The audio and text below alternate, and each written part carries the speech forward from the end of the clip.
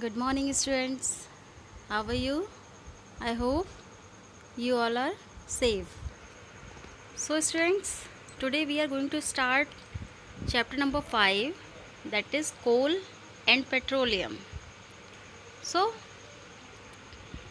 these are resources. Okay. So, इस chapter में बेटा हम लोग जो हैं कुछ टॉपिक्स इससे रिलेटेड पढ़ेंगे, जिसमें कि हमारे कौन कौन से टॉपिक्स आएंगे। Natural resources, renewable and non-renewable resources, conservation of resources, fuels, fossil fuels, energy and technology development, preventing energy crisis, and last, conservation of fossil fuels. Clear? So first of all, natural resources. So our first topic is natural resources. So student, what is natural resources? Resources क्या हैं?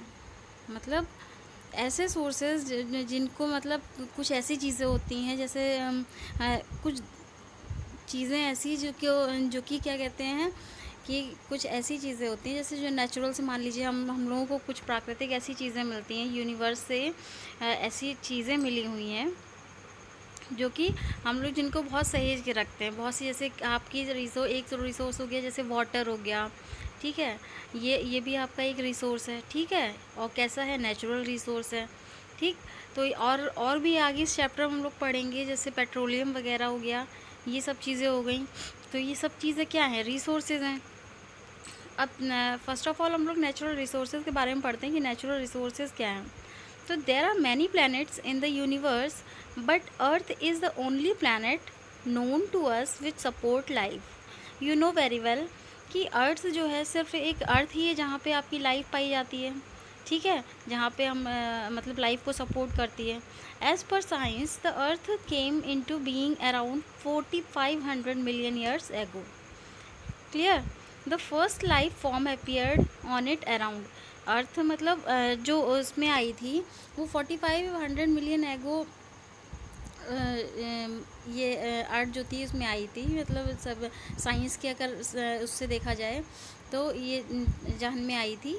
इसके बाद इसमें जो first life जो एक appear मिली थी उसका मतलब माना जाता है उसको 3500 मिलियन ईयर एगो से उसको माना जाता है कि पाई गई थी। तो conducive conditions on earth make life possible here. तो यहाँ की जो कंडीशंस हैं अर्थ की, वो यहाँ पे क्या लाइफ को पॉसिबल करती हैं।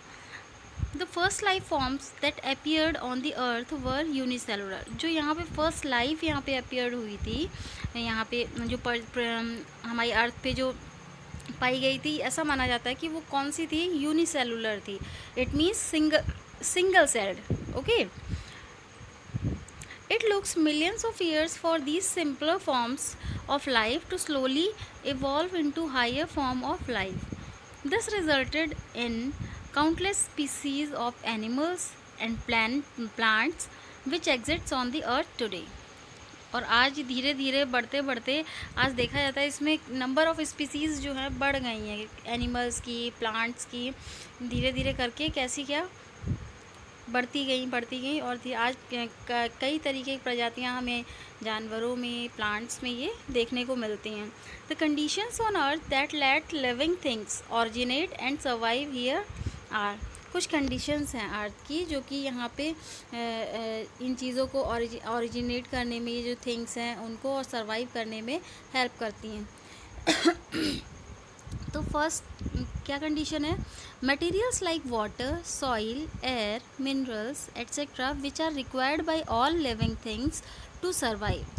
ठीक है, ऐसे मटेरियल्स जैसे कि आपका वाटर हो गया, सॉइल हो गया, एयर हो गया, मिनरल्स हो गए, इस तरीके के जो मिनरल्स हैं जो कि लिविंग थिंग्स के लिए रिक्वायर हैं, उनके सर्वाइव करने के लिए उनको इन चीज़ों की ज़रूरत है। ठीक, तो फर्स्ट तो कंडीशन ये हो गई कि यहाँ पे अर्थ पे लिविंग लाइफ जो है क्यों पॉसिबल है। ठीक है, क्योंकि यहाँ पे आपकी वाटर पाया जाता है, सॉइल है, एयर है, मिनरल्स हैं, मीन्स जो एक लिविंग थिंग्स के लिए रिक्वायर्ड चीज़ें हैं वो सारी चीज़ें यहाँ पे आपकी हैं। ठीक है, अवेलेबल हैं। Next second thing, distance of earth from the sun is right.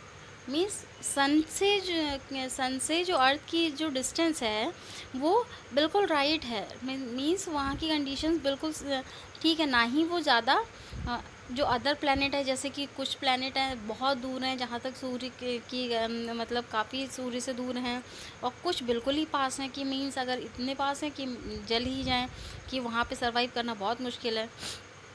तो यहाँ पे देखा जाता है जो अर्थ की जो डिस्टेंस है सन से वो बिल्कुल राइट है। Unlike other planet the earth is only planet that is neither too close nor too far from the sun. ठीक है, ना ही वो ज़्यादा बिल्कुल क्लोज है उससे सन से, ना ही वो बहुत ज़्यादा दूर है। Therefore it has a right temperature range for living things. ठीक है, इसीलिए यहाँ का जो लिविंग थिंग्स के लिए जो टेम्परेचर की रेंज है वो बिल्कुल एक्यूरेट है, बिल्कुल राइट है। The light energy received from the sun is one of the most significant factor required for life to continue on Earth. ठीक है, अब क्या होता है कि जो लाइट रिसीव हो रही है सन से, जो लाइट एनर्जी रिसीव हो रही है सन से, वो जो लिविंग फैक्टर्स हैं उनको क्या जो अर्थ पे लाइफ को कंटिन्यू करने के लिए, अब जैसे कि मान लीजिए जो सन की जो एनर्जी आती है, हीट एनर्जी आती है, उनसे क्या देखिए फोटोसिंथेसिस की प्रोसेस होती है। ठीक है, तो अब जब फोटोसिंथेसिस की प्रोसेस होती है तो प्लांट्स अपना फूड बनाते हैं। ठीक, प्लांट फूड बनाते हैं, तो जब वो फूड बना रहे हैं इसका मतलब हम लोग किस पे डिपेंड हो रहे हैं, हम लोग प्लांट्स पे डिपेंड हैं। मान लीजिए अगर प्लांट्स फूड नहीं बन, प्लांट ग्रो नहीं होंगे, मीन्स ये आपस में क्या एक साइकिल है, इंटरडिपेंडेंट है। मीन्स एनिमल जो है वो प्लांट्स पे डिपेंड है और प्लांट्स जो है वो एनिमल पे डिपेंड है। अगर एक भी फैक्टर जो इसमें से अगर नहीं काम करेगा तो क्या है, साइकिल जो है नहीं आपकी चल पाएगी। तो इस तरीके से क्या है, ये चीज़ें तो इनके फैक्टर्स हो गए कि ये जो हैं ये कंडीशंस जो हैं यहाँ अप्लाई करती हैं, इसलिए अर्थ पे लाइफ पॉसिबल है। नेक्स्ट आता है यूटिलाइजेशन ऑफ रिसोर्सेज। रिसोर्सेज के लिए क्या है उनका utilisation. Plant require water and minerals from the soil. जो प्लांट होते हैं उनको सॉइल से किस चीज़ की रिक्वायरमेंट होती है, वाटर और मिनरल्स की। ठीक, कार्बन डाइऑक्साइड और एयर से कार्बन डाइऑक्साइड की रिक्वायरमेंट होती है। मीन्स सॉइल से प्लांट को क्या चाहिए, उन्हें वाटर चाहिए, मिनरल्स चाहिए, एयर से कार्बन डाइऑक्साइड चाहिए एंड सनलाइट। ठीक, टू प्रिपेयर फूड, फूड को प्रिपेयर करने के लिए यही चीज़ें तो चाहिए प्लांट को। क्या चाहिए, सॉइल से एयर वाटर चाहिए और उसको एयर से कार्बन डाइऑक्साइड एंड जो सन की लाइट है, हीट एनर्जी, वो चाहिए। क्लियर, अपना फूड को प्रिपेयर करने के लिए। ठीक, इन्हीं चीज़ों से तो फूड प्रिपेयर करेगा। The process of plant preparing food using these is known as photosynthesis. और इन्हीं चीज़ों को यूज़ करते हुए अपने फूड को प्रिपेयर करने की इस प्रोसेस को क्या कहते हैं, फोटोसिंथेसिस कहते हैं। एनिमल रिक्वायर, अब क्या, ये तो प्लांट की बात हो गई, अब आते हैं एनिमल्स पे। Animals require food, water and oxygen to stay alive. अब एनिमल्स को किसकी रिक्वायरमेंट है, फूड की, वाटर की और ऑक्सीजन की। भाई लाइव रहने के लिए, ज़िंदा रहने के लिए किसकी ज़रूरत है, हम लोग भी एनिमल्स में ही आते हैं। क्लियर, तो किसकी, फूड, वाटर, ऑक्सीजन की ज़रूरत है। They get water from water bodies such as rivers, lakes and ponds, oxygen from air and food from plant and other animals. Clear? Like animals we also need water. ठीक है, अब animals की तरह हमें भी तो वाटर की ज़रूरत है, हमें भी एयर की ज़रूरत है एंड फूड की ज़रूरत है। ठीक है, notably we use the resources of the Earth in many other ways as well, they are given below. अब ये चीज़ें भी तो आपकी रिसोर्सेज ही तो हैं, ये प्लांट्स हैं आपके, ये सब क्या हैं, रिसोर्सेज हैं। अब देखिए फर्स्ट क्या चीज़ है, we use soil and rocks to make houses, dams, roads etcetera. ठीक, हम लोग सॉइल को यूज़ करते हैं और रॉक्स को यूज़ करते हैं, क्यों, हाउसेस को मेक करने में, डैम्स को और रोड्स को। ठीक, इनकी ज़रूरत होती है। ये भी वी यूज़ मेटल्स का हम लोग यूज़ करते हैं। कौन कौन से metal, like copper, aluminium and iron for making aeroplanes, vehicles, machines, bridges etcetera. Next we use fuels like petroleum and natural gases, coal etc. for running machines, cooking food and producing electricity. Clear? तो ये चीज़ें तो हम लोग use करते हैं। Next, natural materials on Earth are very important for the existence of life. Life की existence के लिए, ठीक है, लाइफ के लिए कि वहाँ पे लाइफ बनी रहे, कहीं पे भी किसी भी मतलब अर्थ पर लाइफ बनी रहे, उसके लिए नेचुरल जो मटेरियल्स हैं अर्थ पे वो बहुत ज़्यादा इम्पॉर्टेंट। ये सारी चीज़ें एक लाइफ के लिए काफ़ी ज़रूरत है। आप खुद ही देख लीजिए, क्या वाटर के बिना आप रह सकते हैं? एयर के बिना आप रह सकते हैं? नहीं रह सकते हैं। तो ये चीज़ें क्या है, बहुत ज़्यादा इम्पॉर्टेंट है किसी भी लाइफ के लिए, सर्वाइवल के लिए ये चीज़ें आपके लिए काफ़ी इम्पॉर्टेंट है। This satisfy the condition of life on earth. और ये सारी चीज़ें, ये सभी चीज़ें सेटिस्फाई कर रही हैं, सारी कंडीशंस को सेटिस्फाई कर रही हैं जो कि अर्थ पर लाइफ को पॉसिबल कर सकें। They are called natural resources. इसीलिए इनको क्या कहा जाता है, नेचुरल रिसोर्सेज कहा जाता है, क्योंकि ये नेचुरल रिसोर्सेज है, मैन मेड तो है नहीं। नेचुरल रिसोर्सेज इसलिए इन्हें नेचुरल से मिलती हैं, नेचर से हमें मिलती हैं, तो इसलिए ये क्या हो गई, नेचुरल रिसोर्सेज हो गए। Animals and plants are living natural resources. Animal और प्लांट जो हैं वो लिविंग नेचुरल मीन्स लिविंग हैं, ठीक। Next, soil, water and air and minerals, ये नॉन लिविंग है, बट नेचुरल रिसोर्सेज तो है ना, नेचुरल रिसोर्सेज ही तो हैं, बट इनमें भी कैटेगरी है, living natural resources and non living natural resources. अब लिविंग और नॉन लिविंग तो आप लोग जानते ही हैं, clear. We get these natural resources from, अब ये देखिए, water bodies like river, seas, lakes etcetera on the earth. Next, the solid parts of the earth's crust. Next, many kinds of gases surrounding the earth regarded as the atmosphere. Here is an activity, so you can perform. देखिए यहाँ पे एक आपको activity दी है जिसमें आपको differentiate करना है natural and man made materials, ठीक है। Write down some man made and natural materials that you need you in your daily life.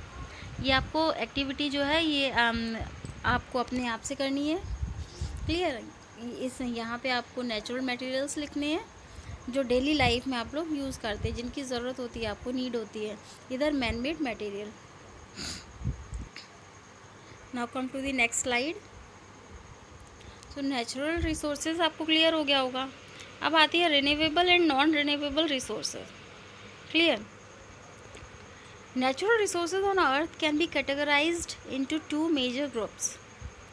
अब नेचुरल रिसोर्सेज को भी दो ग्रुप्स में डिवाइड किया गया है, कैटेगराइज किया गया है। First is renewable resources, second is non renewable resources, clear. अब रिन्यूएबल रिसोर्सेज क्या है उनको देख लेते हैं। Renewable resources are those that will either never run out और those that can be replenished within a reasonable period of time through natural process. Simply इसको समझ लेते हैं। रिन्यूएबल रिसोर्सेज वो होते हैं या तो वो कभी या तो वो ख़त्म ही ना हो, क्लियर। जैसे वाटर है आपका नहीं ख़त्म होगा, कभी ख़त्म नहीं होगा, ठीक है। तो ना या तो वो ना तो कभी ख़त्म ही हो, ठीक है, या तो मान लीजिए ख़त्म भी हो गए तो वो धीरे धीरे क्या एक रीज़नेबल पीरियड में क्या करें, किस नेचुरल प्रोसेस के थ्रू वो अपनी कमी को पूरा कर लें, क्लियर, ठीक है। मतलब रिन्यूएबल रिसोर्सेज ऐसे होते हैं या तो वो नहीं ख़त्म होंगे या तो वो ख़त्म नहीं होंगे, या फिर अगर मान लीजिए अगर वो कम हो जाते हैं तो वो क्या कर लेते हैं कि एक सर्टेन पीरियड में, टाइम पीरियड में उसको क्या है थ्रू दी नेचुरल प्रोसेस वो उसको क्या कर लेते हैं, कवर अप हो जाते हैं, कवर कर लेते हैं अपने आप को। For example sunlight is a resource that will never and, ठीक है। एक तो एग्जांपल यही हो गया, सन की जो लाइट है वो एक रिन्यूएबल रिसोर्स है, क्यों, उसका कभी अंत नहीं होगा, हमेशा सन निकलता है, हमेशा निकलेगा, निकलता रहा है, ठीक है। तो ये एक रिन्यूएबल रिसोर्सेज होते हैं। बट अब सेकंड में बात ये आती है नॉन रिन्यूएबल रिसोर्सेज, है ना, इससे नाम से ही क्लियर हो रहा है, मीन्स रिन्यूएबल जो कभी ख़त्म ना हो, नॉन लग जाता है, इट मीन्स जो धीरे धीरे टाइम के साथ साथ धीरे धीरे क्या हो जाएं, चीज़ें ख़त्म हो जाएंगी, ठीक है, और दोबारा हमें वो लाइफ में, अपने लाइफ टाइम में तो नहीं देखने को मिलेंगी। ठीक, तो ऐसी चीज़ें नॉन रिन्यूएबल रिसोर्सेज होती हैं। नेक्स्ट, इसका एक तो सन हो गया, सनलाइट एग्जांपल हो गया रिन्यूएबल रिसोर्सेज का। Wind is also an inexhaustible resources. जो विंड है वो भी आपकी रिन्यूएबल रिसोर्सेज में आती है। Oxygen is renewable as it replaced in the atmosphere by plant when they release oxygen during photosynthesis. Oxygen क्या है, ऑक्सीजन जो है वो भी आपकी रिन्यूएबल रिसोर्स है, क्योंकि वो क्या होती है, वो रिप्लेस हो जाती है। कैसे? एटमॉस्फेयर में रिप्लेस हो जाती है। कब? प्लांट के थ्रू। प्लांट के थ्रू जब वो रिलीज़, ऑक्सीजन को रिलीज़ करते हैं तो वो क्या होती है, वो धीरे धीरे क्या हो जाती है, होती। तो ये भी आपके रिन्यूएबल रिसोर्सेज में होती है। Solar energy, wind energy, hydro energy and bio energy are some other examples of renewable resources of energy. तो ये तो आपके हो गए। जैसे सोलर एनर्जी, जो सोलर एनर्जी है वो सन को इंडिकेट करती है, मींस जो सन है वो हमेशा आपका निकलता रहेगा। Next, wind energy, hydro energy, it means water से रिलेट करती है। ठीक, वाटर आपका कभी ख़त्म नहीं होगा। तो ये चीज़ें आपकी जो है हमेशा, अब जैसे बायो एनर्जी जो है, एक जैसे जो पेड़ पौधे हैं वो आपके कभी ख़त्म नहीं होंगे। अब आप खुद ही देख लीजिए, क्या जैसे पेड़ है कभी बड़ा हुआ तो फिर अगर मान लीजिए उसे काट दें तो कुछ दिनों बाद फिर से हरा हो जाएगा, फिर उसको काट देंगे फिर कुछ दिन बाद फिर से हरा हो जाएगा। इट मीन्स वो कंटिन्यूस की प्रोसेस चलती रहेगी। Clear? Still most renewable resources are exhaustible if they are used faster then they are renewed or if we disturb the natural process of their renewal। ठीक है, लेकिन फिर भी क्या होता है कि मोस्ट रिन्यूएबल रिसोर्सेज क्या होते हैं, ये कैसे एग्जॉस्ट हो जाएंगे, क्योंकि अगर इनको जिस तरीके से इनको मतलब जैसे बनने की तुलना में अगर इनकी ज़्यादा से ज़्यादा इनकी खपत की जाए, है ना, इनका यूज़ किया जाए, तो क्या होगा, एक दिन ये भी फिनिश होने लगेंगे, कम होने लगेंगे। ठीक है, और अगर हम लोग क्या करते हैं, डिस्टर्ब करते हैं नेचुरल प्रोसेस को, जो मतलब जो इनके रिन्यूएबल होता है उनकी प्रोसेस को डिस्टर्ब करेंगे तो धीरे धीरे ये भी फिनिश होने लगेंगे। तो कुछ तो टाइम लेंगे, ऐसा तो नहीं है आज मीन्स आज हमने पेड़ को काटा तो क्या हुआ, धीरे धीरे कल नेक्स्ट टाइम फिर हो गया, तो कुछ तो टाइम लेगा। तो for example ground water is replenishable. जैसे कि अब धीरे धीरे जो जो वाटर है उसका लेवल क्या होता जा रहा है, कम होता जा रहा है। ठीक है, अगर हम लोग क्या कहते हैं, हम लोग पेड़ को काटते चले जा रहे हैं, पेड़ों को काटते चले जा रहे हैं, जिसकी वजह से बारिश कम हो रही है। अब बारिश कम होगी तो नीचे का जो अंडरग्राउंड जो वाटर है उसका लेवल कम होता चला जा रहा है। ठीक, अब क्या है, हम लोग नेचर के साथ जो है अगर हम लोग उसको डिस्टर्ब ही तो कर रहे हैं, क्योंकि हम लोग जो पेड़ काट रहे हैं उसकी वजह से पूरा नेचर क्या हो रहा है, इम्बैलेंस हो रहा है, वो डिस्टर्ब हो रहा है। ठीक है, जो प्रोसेस होती है वो नहीं हो पा रही है, नेचुरल प्रोसेस में हम लोग क्या कर रहे हैं, डिस्टर्बेंस क्रिएट कर रहे हैं। तो जिसकी वजह से क्या हो रहा है कि बारिश नीचे का जो हमारा अंडरग्राउंड वाटर लेवल है वो कम होता जा रहा है। However, nowadays we are using it faster than it is replenished। ठीक है, हालांकि जो हम लोग क्या होते हैं कि उसको क्या करते जा रहे हैं, जितना कि वो बन नहीं रहा है उससे ज़्यादा हम लोग उसका क्या करते जा रहे हैं, यूज़ करते जा रहे हैं। This is the reason why the underground water level is declining fast. और यही एक रीज़न है कि अंडरग्राउंड वाटर जो है धीरे जल्द से जल्द क्या हो रहा है, कम होता चला जा रहा है। ठीक है, कि जितना वो बन नहीं रहा है उससे ज़्यादा हम लोग उसका क्या कर रहे हैं, यूज़ कर रहे हैं। यूज़ भी क्या कर रहे हैं, वेस्टेज करते हैं। मीन्स हम लोग क्या करते हैं, मोस्टली देखिए पानी का जो है वेस्टेज, हम लोग अगर हमें ज़रूरत है नहाने की, एक बकेट की ज़रूरत है तो वहाँ पे हम लोग क्या करेंगे कि 4 बकेट पानी का यूज़ करेंगे। ठीक है, और फालतू में जो टैप यूज़ करते रहते हैं, ओपन रहते हैं, तो ये क्या हो रहा है, वेस्टेज ऑफ वाटर है। Unlike renewable resources, non-renewable resources cannot be replenished within a reasonable period of time।